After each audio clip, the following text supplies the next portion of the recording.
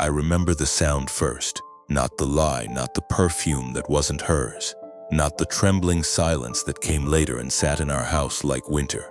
It was the sound of my master's truck pulling into the driveway 2 hours earlier than usual on a Thursday afternoon. Tires crunching over gravel, engine ticking softly in the cold Ohio air, as if even the machine was nervous about what it carried home.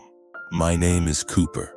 I am an old golden retriever, 12 years gray around the muzzle, slow in my hips, but still sharp where it matters, in the heart, in the nose, in the quiet places where truth lives.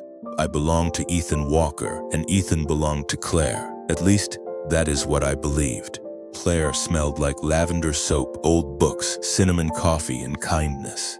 She was the kind of woman who spoke softly to plants, who thanked waiters by name, who left porch lights on for strangers in storms. When Ethan worked late, Claire sat by the kitchen window with one warm hand resting on my neck, staring at darkness like she was waiting for life to come back home. She loved him in that deep American way, not flashy, not loud, but steady. Mortgage paid on time, birthday cards handwritten, Friday pizza nights, camping trips in Vermont, holding hands at the grocery store after 15 years of marriage.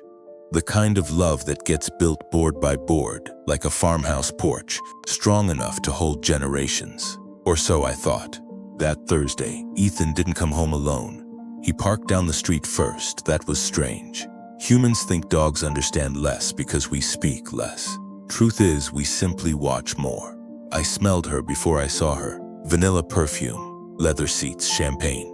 A trace of expensive city perfume that didn't belong anywhere near our simple home, with family photos on the walls and Claire's garden boots by the back door. Her name, I later heard, was Madison Reed. Young, bright smile, sharp heels. The kind of woman built by ambition and loneliness, wearing expensive clothes.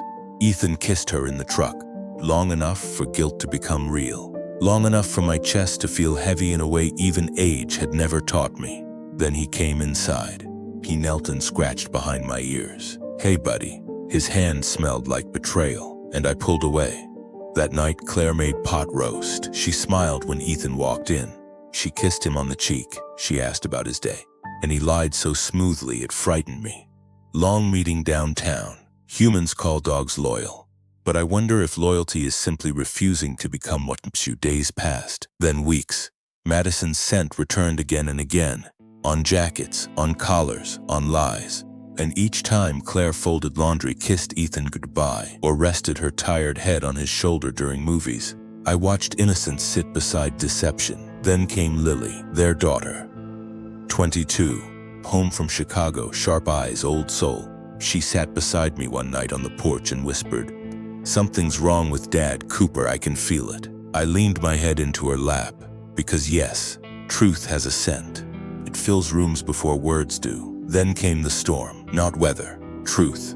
Claire found a message, one careless text glowing on Ethan's phone in the dark kitchen. 3 sentences, enough to destroy 15 years. I will never forget Claire's sound. Not screaming, not anger, just heartbreak. A small broken sound, quiet as glass cracking under snow. That sound changed the house forever.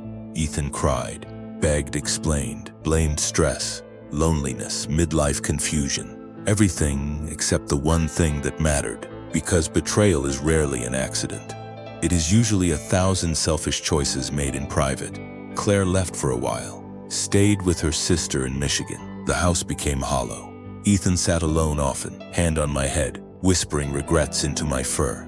And here is what I learned watching humans. Many people do not lose love because love fades. They lose it because they stop honoring what was sacred once it becomes familiar. They chase excitement and call it freedom, then discover too late that peace was the treasure they abandoned. Months later, Claire came back, not because wounds vanish, but because some hearts are brave enough to rebuild if truth finally stands naked in the light. But something had changed. Her love became wiser. His smile became humbler. Their marriage, once innocent, became honest, scarred but honest. And me, I still lie by the kitchen window, older now, sleepier, watching, listening, learning. If a dog could offer wisdom, it would be simple. Do not trade a warm home for a passing fire. Do not wound the hands that built your life. And never mistake being loved deeply for something ordinary. Because what is ordinary today may become the thing you spend the rest of your life grieving tomorrow.